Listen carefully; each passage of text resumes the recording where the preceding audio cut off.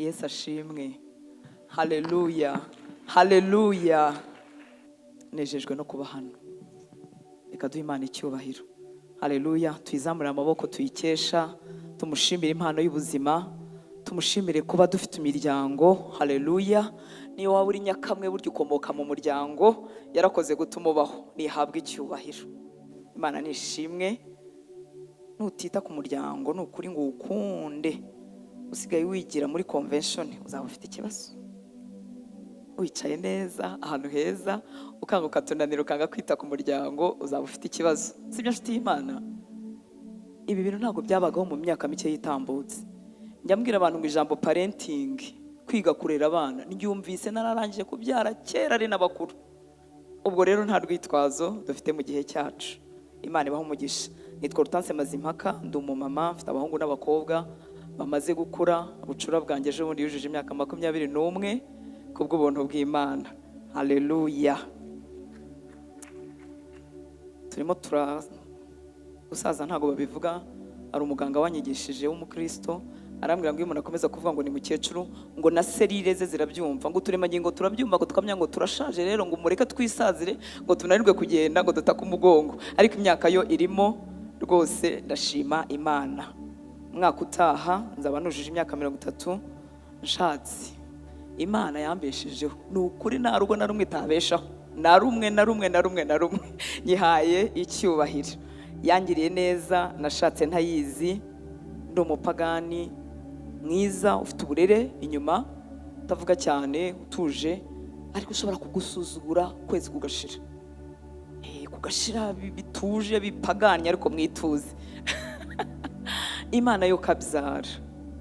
Maze imyaka 3-4 ndi muri urwo rugo, Yesu aransanga. Haleluya. Ahageze umuriro utangira kuzimamo gakeya, umuriro utangira kuzimamo gakeya, gake. Ntabwo uzima ngo ushireyo, n'ubu harimo utuntu tw'utwotsi tuba tugicumba. Ariko kubera Yesu ndiyo, nzabayo, nzagumayo, nzubakira abandi, nzababwira amakosa nakoze, mbabwira ngo ntimukayakore, nzababwira ibyiza umwami agira. Haleluya. Mbabwira uburyo azura ibyaboze, mbabwira ineza ye, mbishikamyemo, mbikomeyemo kandi cyane. Imana ni nziza. Ntabwo nigisha umuryango, ntaho nabyize habe namba. Ariko hari ukuntu Imana yabishyize ku mutima wanjye, numva umuryango ndawukunze. Nahereye kubanza gukunda kuba umugore. Buriya Yesu ni mwiza. Maze gukizwa, ubundi sinakundaga kuba umugore, ariko maze gukizwa naze gusanga turi bitangaza mu maso y'Imana. Mbanza gukunda abagore. Narabangaga, ariko mbanza kubakunda nkimara gukizwa. Ndabanza ndikunda, numva ndaryohewe, numva ibintu byose bimeze neza. Numva nta kintu cy'impanuka kiri ku buzima bwanjye. Haleluya. Ndangije nkunda bagenzi banjye rero b'abagore, numva ndabakunze, nkumva ndifuza kubabwira ibintu byose Yesu yanyigishije, kuko bigira umumaro, bikazura, bikabeshaho. Ukumva urikunze, ukumva uri mwiza, ukumva birahagije urukundo rwa Yesu. Noneho bigatuma n'ibindi byose biri buzeho bibona aho bifata. Burya hatabanje mu rwa Yesu, nubwo bakubwira n'amagambo meza Jack amaze kumbwira, nzayagendera nko imyaka 2. Nubwo bayakubwira igitondo n'umugoroba, ntaho afata. Ni ukuri. Hari igihe twikoreza abagabo bacu ibintu batabasha, ariko Yesu ni mwiza. Hanyuma rero maze kubona iyo Yesu yahageze, tukamumenya, akatuzura, uburyo ashobora kuzura imiryango, uburyo ashobora gukora ibintu byiza biryoshye, uburyo ashobora gutanga n'imbaraga naho ibintu byapfuye. Ndavuga ni nzakubwira ingo, nongere mvuge neza yawe, nkubwira abatarashaka, nkubwira abashatse. Haleluya. Ubwo nibwo mubona mpora mpagarara ngo mvuge imiryango, nta kindi nzi uretse kubwira ko bishoboka hamwe n'Imana. Imana nishimwe. Haleluya. Turitonze Mana yanjye. Ariko ngira ngo biri buhinduke. Mu gare yaciye aho yagombaga guca, natwe turahanga tuvuga ko. Haleluya. Tugubwe neza kuko umuryango Imana irawukunda bitangaje. Uko mwabibonye rero kuri topic yacu, ngerageje kubigoragoza nkabishyira mu Kinyarwanda. Nibwiye ngo ni nk'ubuzima buhagaze neza mu ntego nyamukuru z'ubuzima. Mbese bufite amaguru yose yagenwa ahagaze neza, nta risumba irindi, nta ryabaye rigufiya. Ubuzima buhagaze neza mu ntego zose nyamukuru z'ubuzima. Haleluya. Life balance, byose bifite umurongo nyawo ukwiriye. cyangwa se tukavuga ngo a balanced life cyangwa une vie équilibrée, ubuzima budahengamye, nuko ndimo kubyumva. Imana nishimwe. Haleluya. Ubuzima bw'umuntu umwe bwagize umugisha wo guhengamurwa n'Imana, bukajyamwo ibikwiriye bihagaze neza. Ubwo buzima bw'umugore cyangwa bw'umugabo, bw'umusore cyangwa inkumi, ni nabwo buzabyara umuryango nyine ufite ya balance. Hari ibintu Pastor Desire ajya avuga ngo umuntu yubaka uko yubatse, niba ntamubeshye, ariko ni nk'uko wa muntu umwe ku giti cye utarashaka cyangwa washatse, iyo amaze kwakira iyo balance, ubwo buzima buringaniye neza kubera Imana, noneho ibyo yubaka nabyo bizamera gutya, kuko ingo zacu zisa natwe. Yesu ashimwe cyane. Haleluya. Harimo twebwe abubatse n'abatarubaka, ariko twese dukomoka mu muryango kandi biratureba. Umuntu akomoka mu muryango kandi yagenewe nawe kuzavamo umuryango. Njyewe rero naritegereje mu isezerano rya kera, nsanga abakora nka Pawulo nta bari barimo, yewe ubanza n'ababa babikira byari batarabamo. Icyo akora kubw'ubutumwa bwiza ngo umuntu ashobora kwemera kuba nk'inkone y'umwami, ariko mu mugambi w'Imana buri yize gushaka ko habaho umuntu uzaba wenyine. Niba yararemye Adamu ikamuha Eva, yarangiza igafata nka murumuna wa Adamu ntaziho yavuye nawe yaremye, ikamubwira ngo wowe rero uzaba wenyine uzankorera. Murumva ako kantu? Bigaragaza ko umuryango ari uw'ingenzi mu maso y'Imana. Imana yaravuze ngo si byiza ko umuntu aba wenyine.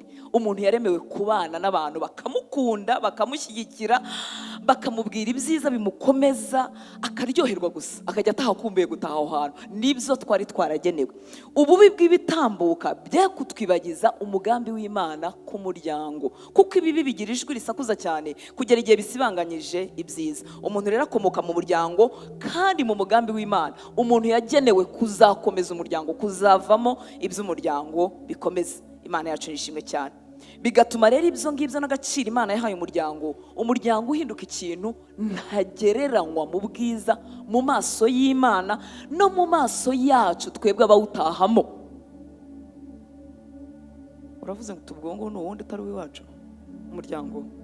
Oya, mu maso y'Imana ni mwiza, ufite ubwiza n'icyubahiro n'ibintu biryohereye byagenewe umuntu, byose ntagereranywa mu maso y'Imana, yewe bitugirira umumaro natwe abawutahamo. Imana ishimwe. Haleluya. Umwanzi rero yawurwanyije kuva kera. Haleluya. Kubera ko azi ko mu muryango ariho hakomoka ibyiza byose, umwanzi yaraharwanyije. Uyu munsi ahenshi muri aho hantu hari agenewe kuba isoko y'ibyiza n'ibikugize n'ibikubaka, uyu munsi imiruho myinshi n'imibabaro myinshi abantu bagendana, n'intimba nyinshi abantu bagendana, umwanzi yarabivanze bazikura mu muryango. Yesu ashimwe cyane. Burya boss waguserereje, burya ubucuruzi butagenze, iyo mu muryango ari amahoro uritahira, ukibera amahoro, mukavugana n'uwo muri kumwe n'ababyeyi cyangwa n'abavandimwe, mukavuga ngo Imana izongera itugirire neza. Haleluya. Haleluya. Ariko umwanzi yarwanyije umuryango ku buryo amarira arirwa menshi n'abagore, arirwa n'abana, arirwa n'abagabo, isoko yayire mu muryango. Hahandi Imana yari yagennye ko hazava ibyiza byose. Kandi umwanzi yarwanyije umuryango kuva ku ntangiriro. Yesu ashimwe cyane. Haleluya, haleluya, haleluya, haleluya. Njya mbwira abasore n'inkumi bifuza gushaka ari uko Imana yavuze. Abajene, haleluya. Imana ibanze imbwire ngo ni Jacqueline, Imana imbwire ngo ni Jeanne, Imana imbwire ngo ni Paul, kandi iryo jwi ukarishakishwa no kugira ngo ugire ikintu kimeze nka sekirite, ubwo ari Imana yabivuze ko nta bibazo muzagira. Hanyuma nanjye nkakubwira ngo Imana yashingiye Adamu na Eva, Pastor arinde ari Imana, ariko nabo baranga bagira gute? Nabo baranga bagira ibibazo. Ni ukuvuga ngo Satani utaratinye gukomanga mu rugo Imana yishyingiriye ntazatinya gukomanga iwawe nanjye dutuye muri iyi Kigali. Arakomanga we, ariko dushobora kumwima karibu kubw'imbabazi z'Imana n'ubuntu bw'Imana. Haleluya. Ntabwo no gushaka Imana yavuze ari byo bitanga umutekano, ahubwo aho wavuganiye n'Imana, ibyo bintu bigusabanya n'Imana, nubikomeza wowe n'umugabo wawe muzarindwa, muzaba amahoro. Nimubita Satani azabona karibu. Imana nishimwe cyane. Haleluya. Kugira umuryango rero Imana ibyita umugisha. Nifashishije Zaburi 128 umurongo wa mbere kugeza ku wa gatatu. Zaburi 128 aravuga ku murongo wa mbere ngo hahirwa uwubaha Uwiteka wese, akagenda mu nzira ze. Hahirwa ubaha Uwiteka wese akagenda mu nzira ze, kuko uzatungwa n'imirimo y'amaboko yawe, uzajya wishima, uzahirwa. Mvuga Imana ivuga ibintu byiza. Kuko uzatungwa n'imirimo y'amaboko yawe, uzajya wishima, uzahirwa. Kuri gatatu, umugore wawe azaba nk'umuzabibu wera cyane mu kirambi cy'inzu yawe, abana bawe bazaba nk'uduti twa elayo bagosa ameza yawe. Uko niko umuntu wubaha Uwiteka azahirwa. Umva ibintu Imana yari yatugeneye. Haleluya. Ngo uzajya wishima, uzaryoherwa. Umugore wawe bamugeranyije nk'umuzabibu wera cyane, abana bawe bageranya n'uduti twiza twa elayo. Reka turebe gatoya iki ibi bintu byenda kuvuga, kandi mwibuke ko kuko yari imvugo ishushanya byari bifite icyo bivuze cyane mu gihe cyabo. Twebwe bivuzwe mu gihe cyacu uyu munsi ntago bazana elayo, ntago bazana ibingibi, ntago bazana umuzabibi, bavuga ibindi bintu byiza biryohereye by'igihe cyacu. Muranyumva nshuti z'Imana? Haleluya. Uyu mugore rero bagereranyije n'umuzabibu. Umuzabibu uragereranywa n'ikimenyetso cy'uburumbuke cyangwa se prosperity. Ibintu byose birimo iterambere bigenda bigwira byiza, bikongera bikagereranywa n'ikimenyetso cy'ubwiza ndetse n'ikimenyetso cy'ibyiza. Hari naho nasomye harambwira ngo bigereranywa n'ikimenyetso cy'uburanga. Haleluya. Burya umugore wese ava akagera ni mwiza. Twese muvuge ngo amen. Ariko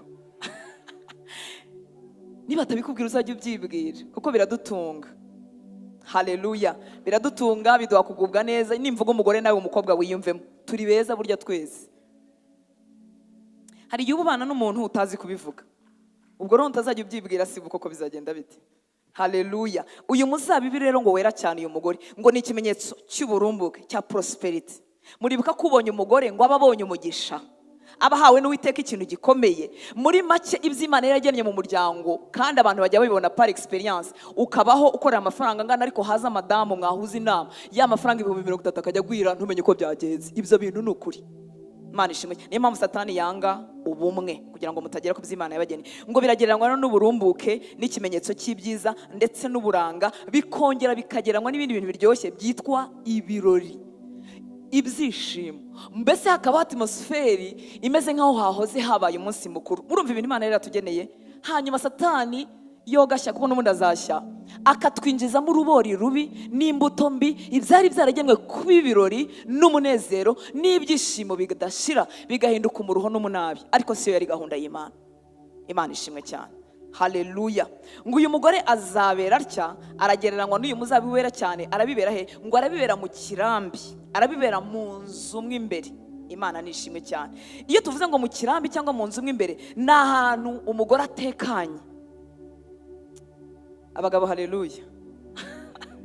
Yesu ashimwe cyane. Ndahamya ko batari hano, ariko abahora bakangisha abagore ngo kandi wa mugore we nzakwirukana, kandi wa mugore we, kandi wa mugore we. Ubundi yari yaragenewe kuba mu kirambi, ahantu hatekanye, atikanga ikibi. Imana nishimwe cyane. Haleluya. Nta kintu kimwirukansa. Uretse iterambere ryaje tukaba tuvuduka, ubundi burya twari twaragenewe kugenda buhoro. Nk'uko abakonyine bagenda buhoro buhoro, ariko iterambere ryaraje twirirwa tuvuduka. Nanjye ubu ngiye kuza 50, ndimo ndavuduka, ndetse ndimo narwana no kugabanya ibiro kugira ngo mbone uko mvuduka kurushaho. Ariko mu kirambi cy'inzu yawe, umugisha w'Uwiteka wari kuba ku mugore utekanye, udafite ikimwirukansa, azi neza ko afite indi protection hejuru y'Imana umuremyi w'ijuru n'isi. Hari umugabo ushinzwe kumurinda impagarara zose. Abagore ni munkunde cyane, ubundi nyamazoga, ariko uyu munsi nitwe. Haleluya. Nizeye ko Pastor Desire ari butuzongera abagabo. Yesu ashimwe cyane. Atekaniye mu kirambi cy'inzu yashatsemo. Imana nishimwe cyane. Ibirenge bye bishinzeyo. Muri make atandukanya na wa mugore wo mu Migani 7:11, aho bavuga ngo ni umugore usamara kandi ntiyifata, ngo ibirenge bye ntibiregama mu nzu ye. Uriya umugore si we. Twebwe uyu nguyu yari umugore utekanye, ibirenge byicaye hamwe, yageze iwe. Ni muduhe umutekano ko twahageze iwacu. Haleluya. Muduhe umutekano ko ntacyo tuzahabera. Muduhe umutekano ko hazaturutira aho twavutse. Haleluya. Uwo niwo wari umugisha data yari yagennye. Imana nishimwe. Atikanga, si umugore usamara, ari mu rugo rwe. Mwumvise uriya mugore mu Migani 7:11, arakaba kure yacu ntakabe muri iyi sare. Ni umugore usamara kandi ntiyifata, ibirenge bye ntibiregama mu nzu ye. Yiwe ahora yazerereye. ashobora kuzerera bimuturutsemo, ariko ashobora no kuzerera ahunga ibyo bintu biri aho hantu. Imana iturengere. Haleluya. Hanyuma bavuze ku bana, baravuga ngo abana ngo ni nk'uduti twa elayo. Uduti twa elayo natwo duhorana itoto. Ibikomoka kuri elayo byose bifite igiciro. Haleluya. N'iby'igiciro, hari amavuta yasigwaga abami, hari gusiga abarwayi, hari ukwereza ibintu byose by'Uwiteka. Ibikomoka kuri elayo bageranje n'abana ngo ni uduti dufite itoto, duhora dufite fresheri ku mababi yatwo, kandi biva muri elayo byose birifuzwa, haba imbuto, haba amavuta. Uko niko abana bagereranyijwe. Imana nishimwe. Hanyuma ibi biti byombi bikagira umwihariko. Elayo n'umuzabibu byose bizwiho kurama, kandi byakoreshwaga iteka ibintu by'icyubahiro. Vino iryohera abami, vino izana umunezero, Yesu ashimwe cyane, n'amavuta y'icyubahiro cyinshi. Uwiteka yaragennye ko umuryango uzabamo uwo munezero umeze gutyo. Ndagira ngo nshuti z'Imana bari muri Kristo Yesu twifuza ibyo bintu. Haleluya.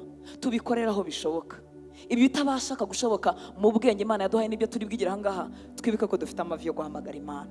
Imana nishimwe cyane. Ntabwo Imana yaragennye umunezero w'agace, Imana yaragennye umuryango wishimye umeze neza. Ni wo mugambi w'Imana, kandi nubwo isi imeze gutya nibirushya bibaye byinshi, umugambi w'Imana nturahinduka. Imana nishimwe. Haleluya. Aba bana ngo bagose ameza ye y'uyu mupapa wo muri urugo.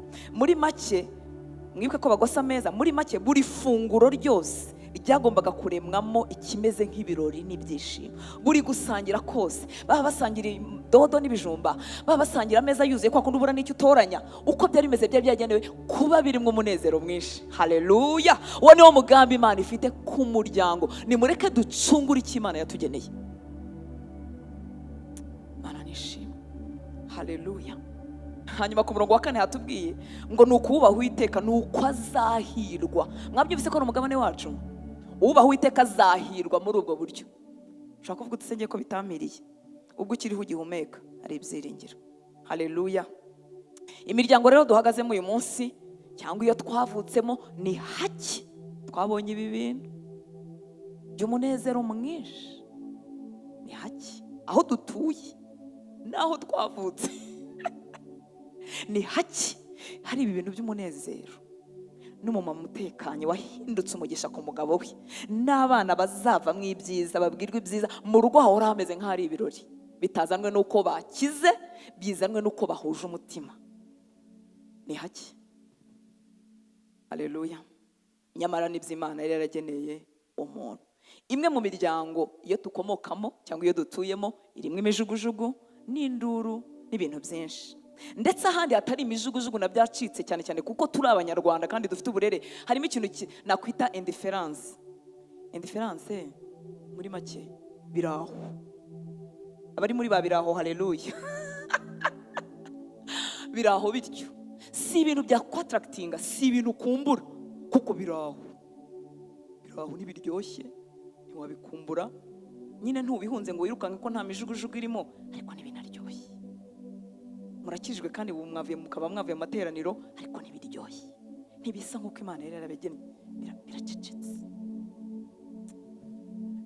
Hari imvugo bajya bavuga ngo ndamutse nongeye gushaka ngo sinamuguranisha, ariko hari igihe iyo mvuga iriya Kinyarwanda, ariko mu mutima uvuga uti na kwa kuntu nagurana we. Imana igaruye n'amahirwe atitwa icyaha. Wagira uti muri make biraho, ntibiryoshye nk'uko Imana yari yarabigennye. Imana itugirira ubuntu. Haleluya. Haleluya. Reka twibukiranye yuko umuntu ataragwa ngo atandukane n'Imana, ibi bintu byari byiza. Muribuka Adamu nta muntu wamwigishije, yahise akora umutoma. Ngo niho twaguye, ngo niyo mpamvu n'uyu dukunda amagambo meza. Ahita akora umutoma, nta muntu wabimwigishije, nta ndirimbo zirahimbwa ngo azige, nta nzandiko afite ngo asome, ariko muri we harimo ibintu biryoshye, bigahura n'uwo mugore Imana yazanye, nta cyaha kiraza, bikaryoha, bikaryoherwa. Ariko kuki buriya batatubwiye uko Eva yahise yifata, niba yarahise yirya, niba yarahise yigira gute ntabwo mbizi, ariko byari biryoshye icyaha kitaraza. Imana nishimwe. Haleluya. Haleluya.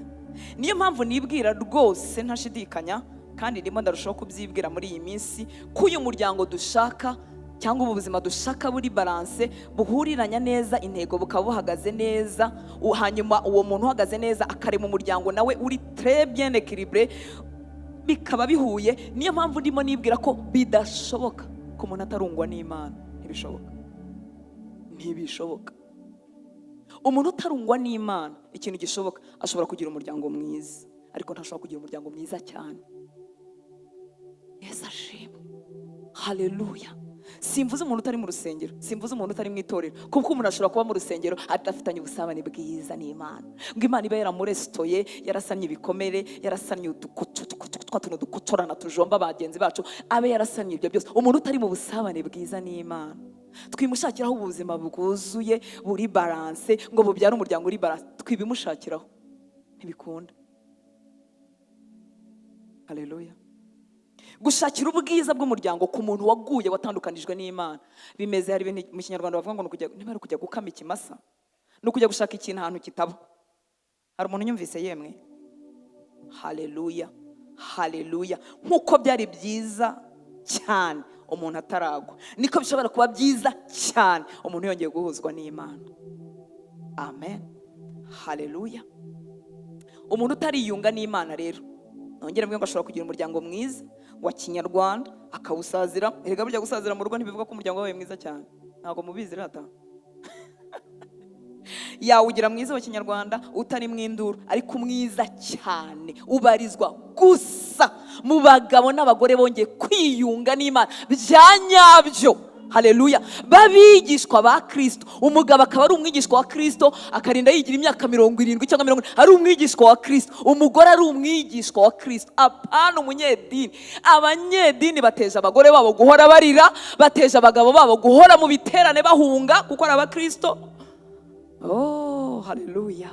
Ariko Imana y'imbabazi tugarukeho. Ibyo rero ragambiriye ku muryango. Reka mbibutse ko dufite umukoro, dufite homework, dufite devoir. Ibi bikwiriye kuba mu bana b'Imana, kuko byarabuze kandi abantu bazi ko bitabaho. Nyamara niba ufite Kristo, ibi bintu byabaho, ibi bintu byagaruka. Mana nishimye. Haleluya. Ukurikije rero umubabaro uri mu miryango myinshi, ya indi nari maze kuvuga ngo ishobora kuba myiza bigereranyije, nayo yaje guhinduka iyo kwifuzwa. Hari umuntu unyumvise? Twavuze ngo umuntu udafite ubusabane bwa nyabwo n'Imana ashobora kugira umuryango mwiza utari mwiza cyane. Ariko ukurikije amarira n'intimba n'agahinda kari mu miryango, umuryango mwiza bigereranyije wahindutse wo kwifuzwa. Umuntu avuga ati ntacyo, bigapfa kuba byatuje, bya bindi bitaza ni byiza bidakumburwa, ariko basi induru zikagabanuka. Murumva aho tugeze? Murumva umukoro dufite inshuti z'Imana? Ukwiye kubigiramo uruhare, nanjye nkabigiramo uruhare. Haleluya. Ariko gahunda y'umugisha w'Imana ku muryango ni ahantu heza haryoshye, ibihaba byose bikabera mu munezero no gushyigikirana gukomeye. Uzi ko abantu bashobora kuba ari abakristo babiri, umwe akabyuka yarwaye akavuga ati ndumva ndwaye, akajya no kwa muganga akanagaruka, umugabo we cyangwa umugore atamubaje ati bakuvuye iki, ese umeze ute? Mbese umubabaro w'umwe ni uwumwe nkakira umuseribateri, n'umubabaro wundi ni uwumwe nakira umuseribateri. Nagira amafaranga arabaraye, nayahomba birabaribye. Abantu banze kwinjiranamo. Ayi turengere mwami w'abami. Bo ndivugira abakristo. Haleluya. Noneho bigatuma umuryango mwiza bigereranyije uhinduka kwifuzwa, nyamara gahunda y'Imana itari iyo ngiyo. Ibi rero bishoboka gusa muri Kristo. Niyo haba urukundo rw'ukuri rwitanga, urukundo rw'Imana rwo rwitwa agape, rudashingira ngo yabyutse ategeza. Tekerezaho gufona umugabo ufite urwo rukundo rwa agape, ugahura n'umugore nawe urufite, urwo rugo byanze bikunze ruzamera nk'uko Imana yashakaga. Bafite urukundo rwitanga, bafite urukundo rwifuza ko mugenzi we yagubwa neza, urukundo rushyigikirana. Byahura rero Mana yanjye bigahinduka ijuru ritoya. Imana nishimwe. Hanyuma byaba mu ruhande rumwe, umuntu akemera agacumbagira kugeza igihe azanangiriza urugendo. Haleluya. Iyo umuntu acumbagira agera iyajya, icyakora agerayo rwa rugingo rukora rwarazanye amabavu, rwa rugingo rukora rwarababaye, ariko ashobora kugerayo. Abantu bafite akaguru kamwe ntibagenda, ntibakora. Ndakwibwira nshuti y'Imana, wowe ubana n'umuntu utarungwa n'Imana, utaragira gute?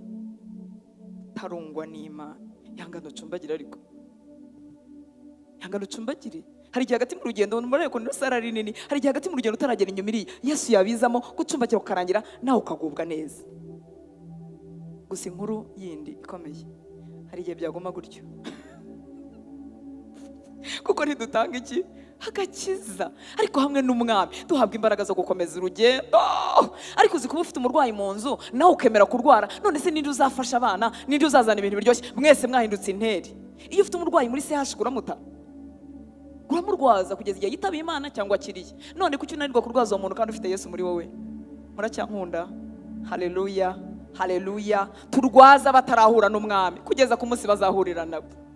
Ugiye kumbwira ngo none se ko asenga, arasenga nyine ariko ntarahura n'umwami, kuko ngo none se ko ari pasiteri, none se ko akora ibi arayikora ariko ntarahura n'umwami. Ni ukuri wahuye n'umwami yitoza gusa nawe. Niyababaza mugenzi, niba kubabaza bigaragara atari ibyo wowe, nyine ntarahura n'umwami. Haleluya. Uyu muryango mwiza rero umeze nk'uko kundi twavuga ushoboka gusa ku bantu bari muri Kristo Yesu, bafite urukundo rw'ukuri rw'Imana, urukundo rwifuza gukunda abandi, urukundo rushyigikira, urukundo ruterura, urukundo ruzamura, urukundo rwifuza ko mugenzi wawe yagubwa neza, urukundo rushyira abandi imbere. Uru ruba mu Mana gusa.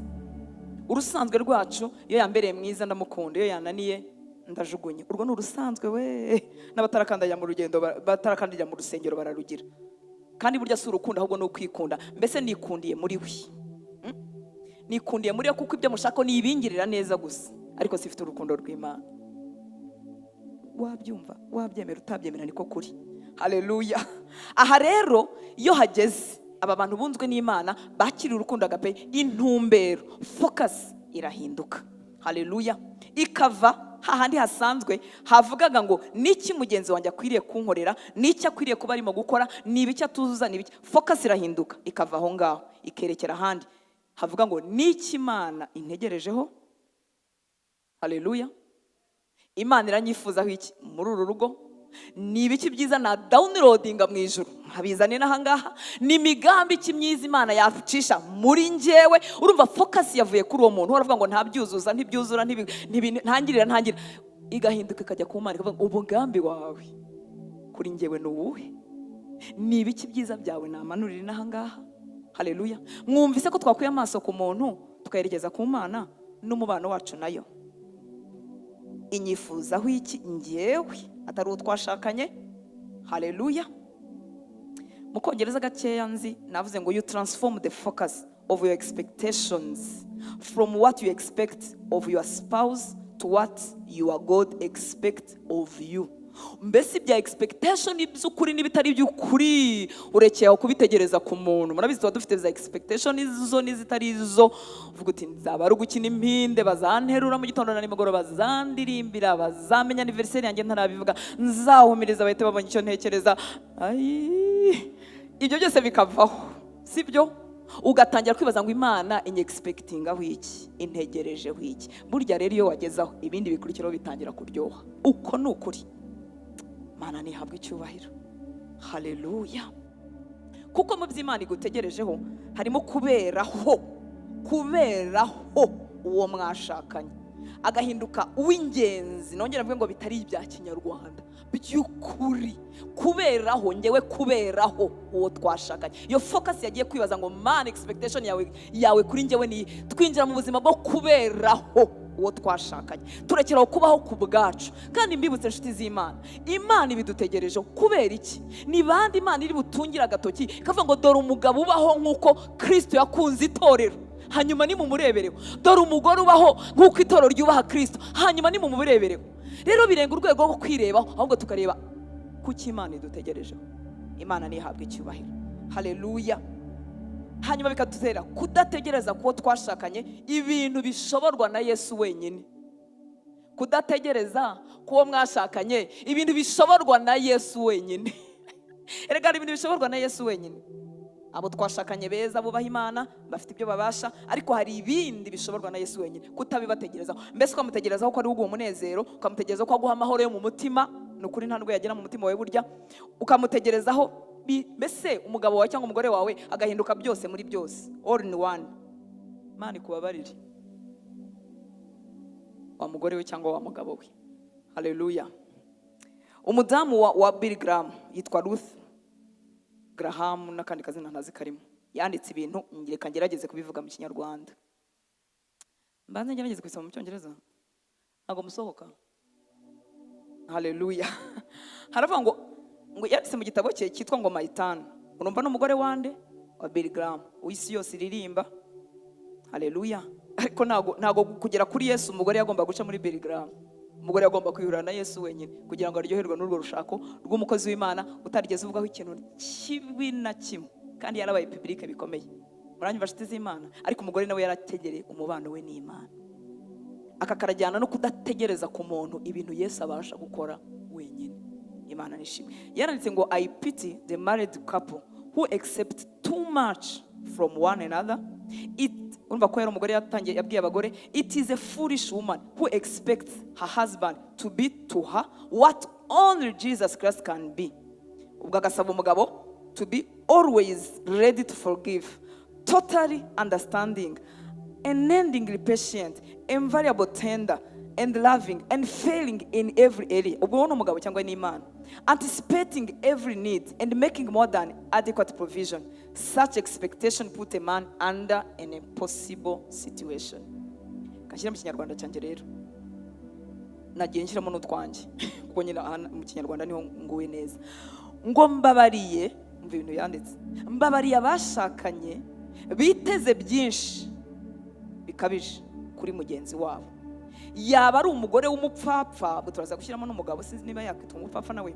Yaba ari umugore w'umupfapfa witeze ko umugabo we amubera icyo Yesu Kristo wenyine ashobora kuba, akaba yiteze ko umugabo witeguye guhora ababarira bitarangira, mbese umugabo ufite imbabazi nk'iz'Imana, umugabo witeguye kugusobanukirwa byimazeyo no kukumva utanavuze. Barenganya ubarareba mu mutima, akumva utanavuze, agusobanukirwe. Umugabo witeguye kwihangana bitarangira. Abapasiteri b'abapapa, haleluya. Uwiteguye kwihangana bitarangira. Umva ikintu abagore ngo tukabategerezaho. Umugabo witeguye kwihangana bitarangira bigirwa na Yesu wenyine. N'ukuri ni Yesu wenyine. Undi azihangana gake mu kanya babare, mu kanya bimucange, kuko nawe ni umuntu. Rero ngo biteye agahinda, birababaje kuba umugore yategereza ku mugabo ibintu bishoborwa na Yesu wenyine. Kwihangana ngo imbabazi zidashira. Umva Yesu we ngo aratubara akanibagirwa. Njyewe nzakubabarira nkomeze nibuke. Imana nishimwe. Ngo umugabo witeguye guhorana ubwuzu n'urukundo bidashira, mbese ahora muri mudu nziza we. Umuntu abahora utajya unanirwa, ufite tenda cyangwa mudu idahinduka namba. Mbese agomba kwiyaranja kuko ari umukristo, akaba akorera n'Imana, agomba kwiyaranja agahora ameze neza. Muri make agahorana umutima w'ibirori buri munsi kuva ku wa mbere, utitaye ko banki yamuhamagaye, utitaye ko inzu yayubatse ikanga kuzura, utitaye ko byanze, utitaye, ngo agahora muri mood yo kukuririmbira no kuguterura no kukuvuga ibyiza. Umugabo utajya unanirwa, umugabo utajya ugira iminsi yo kubyuka nabi, umugabo uteganya ntarinze kubimubwira, agateganya ibikenewe byose akabyibwira no gukora ibirenze. Muri make ahindutse Imana nibasha gukora ibirenze byo dusaba n'ibyo dutekereza. Haleluya. Iyo domande rero yo gufata ibintu bishoborwa n'Imana yonyine, iyo tubishyize kuwo twashakanye, tumuremera situation iri impossible, imumara mw'imbaraga, imukamura. Ariko iyo ducometse ku Mana, haleluya, birakunda n'uwo tubana ibintu bikaba byiza. Haleluya. Imana nihabwe icyubahiro. Harya ni Rebeka wabwiye umugabo we ngo mpabana nutabama ndapfa. Umugabo ni Rasheli, barakoze, ngo mpabana nutagira gute, nutabama ndapfa. Urapfa pe, kuko nta mbaraga afite zo gutanga abana. Imana nishimwe. Haleluya. Ubu mushyize muri situation idashoboka, kandi ubu muhindukiye ikimunaniza aho kumubera inyunganizi. Mu bantu nganira nabo hari ubwo njya ngo ndumva nagurana, uriya mugore wananiranye nkamuza n'umugabo wananiranye, uriya mugore mwiza witonda nkamuza n'umugabo mwiza witonda. Ariko Imana ntiyabyemera kuko urwo rugo murumva ntirwarara, umuriro wakwaka. Imana iremera rimwe na rimwe akaguhuza n'ibyo mutajyanye kugira ngo umwe nazamuke undi amanuke, undi namanuke undi azamuke.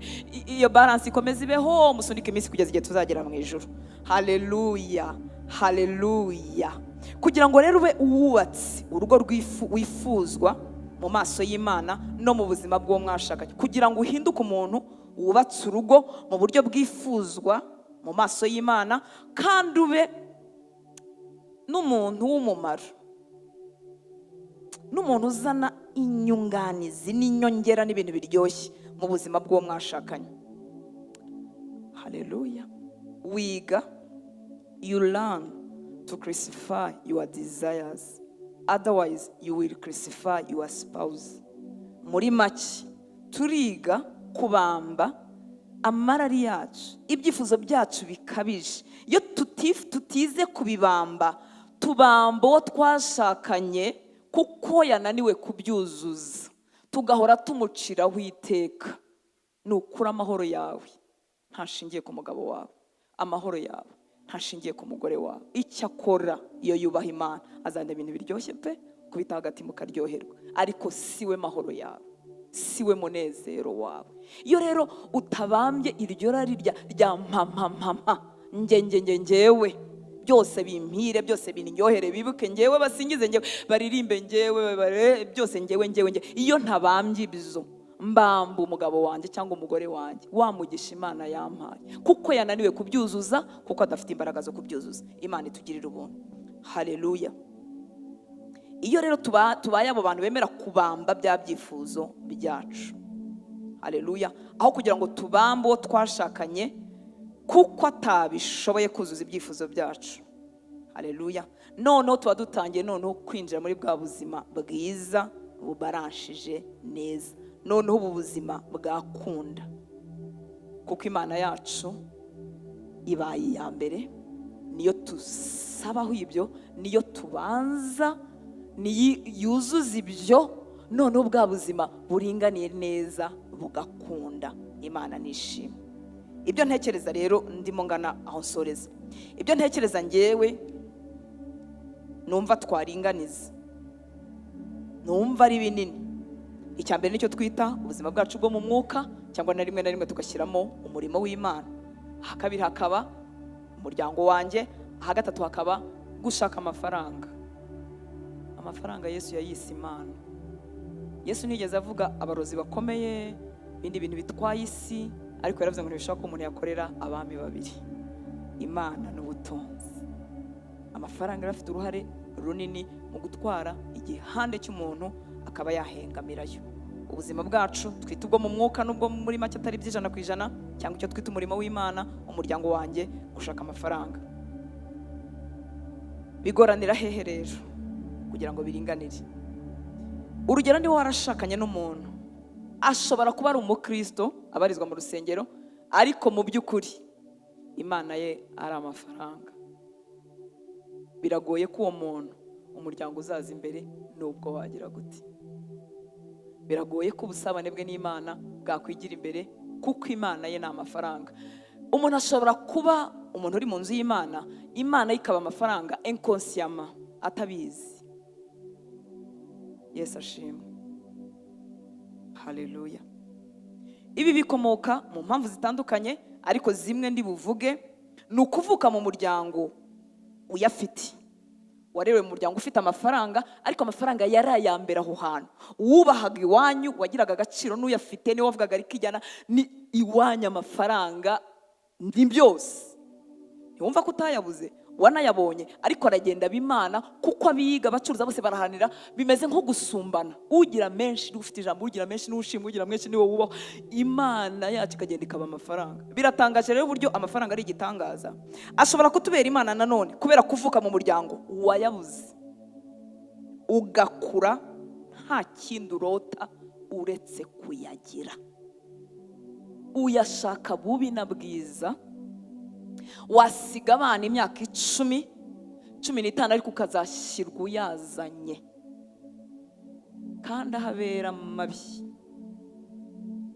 Iyo uyazanye ntabwo byagukundira ngo usubire ku mwana wawe w'imyaka 2, umusubize ku myaka 2, none umuhe ibyo wagomba kumuha ku myaka 2. Umwana yarakuze, yaragiye. Ariko inzu dutahamo, tuzubatse dufite imyaka 50 ni inzu, tuzubatse dufite imyaka 30 nazo ni inzu. Ndetse uko wubaka bitinze niko upfa kugira keza karuta zo muri karitsiye. hanyuma mu kanya gato bakaba bakarugudepashije bazanye izindi. Ariko umwana aba yagiye, umugabo aba yashaje, umugore aba ibyifuzo byanjye uyu munsi nk'umugore urimo wuzuza imyaka 50 bitandukanye n'ibyo nari mfite ku myaka 25 ishize. Ibyo nagombaga guhabwa biniryoheye ku myaka 25. Uyu munsi rimwe na rimwe umugabo wanjye abizanye nanjye numva bitajyanye kuko igihe cyaragiye. Hari ibindi nkeneye ku myaka 50. Umuntu we ntahagarara. Baranyuma nshuti z'Imana, amafaranga tuyashake kuko Imana itanga umugisha mu gukora, ariko ntiwemererwa kubera Imana. Nakubera Imana, ubu buzima buri balance barimo bavuga ntibuzigera bushoboka. Haleluya. Ukire uzanire Yesu ibikomere by'ibyo wabuze mu buto. Kuko hari umuntu yibwira ngo icyangombwa mu buzima no gushyira umwana mu ishuri ryiza. Icyangombwa mu buzima no kubana n'umwana, si ugushyira umwana mu ishuri ryiza. Kuko waribuze, kuko bagusohoye kuri Minervare, kuko wize nabi cyangwa utize, aho ugwiriye ku ifaranga umwohereza muri Amerika afite imyaka 5 kuko uzi ko ari bwo buzima. Cyangwa se urarishaka mu gitondo na nimugoroba na ninjoro bakakubura kandi uhari. Wibagirwa amazina yabo, ukibagirwa amatariki bavukiye, ntuzigiye barwariye, ntuzigiye bakiriye, urimo urashaka amafaranga kandi shenge ubikora utabizi kuko urimo kubashakira. Iyo utari kiraranga urimo urayajyana ahandi, nuko urimo kubashakira. Ariko reka nkubwire, uzayazana igihe cyo kuyarya mutaziranye, batakuzi nawe utabazi, mube mumeze nk'abashyitsi bari mu nzu. Uyazanira umugore ngo mujye kuyaryoherwamo, amarangamutima yarapfuye, yarahindutse akabuye, atakimenya kuryoherwa. Ntazi niba akunda parfait cyangwa ikanzu ndende, umugani wa Jackie, cyangwa ntazi icyo akunda kuko igihe cyo kubimenya ya myaka yararenze. Imana y'amafaranga uzi ko twinjirana mu rusengero ikadutegeka tuvuga Yesu. Ntago Imana ari Imana y'abatafite Yesu, irimo iraza ikadutegekera iwacu mu nsengero. Icyo gihe rero balance ntishoboka, tuyagwa inyuma, twagaruka twarahengamye. Ni meza wadahari ntitwakwicara, Imana ibaho umugisha abantu twicaza ahantu heza. Haleluya. Ariko kandi ni meza ku bantu bafite umubano mwiza n'Imana, nibwo balance ikunda. Ni meza ku bantu bamenya iby'agaciro bitagurwa amafaranga. Umunezero w'umwana wawe kumenyana nawe, kuba inshuti, akakubwira ibyamugoye, mukaganira mukagendana urugendo, ibyo ntibigurwa amafaranga, bigurwa kubaka ubwo bucuti hakiri kare. Haleluya. Reka mvuge ku cyo twita umurimo w'Imana. Ndimo ndifuza kugitandukanya n'ubusabane bwacu n'Imana, kuko ubusabane bwacu tubujyana ahantu hose kandi ni bwiza, nta nubwo turabugira bugwiriye, turakabushaka.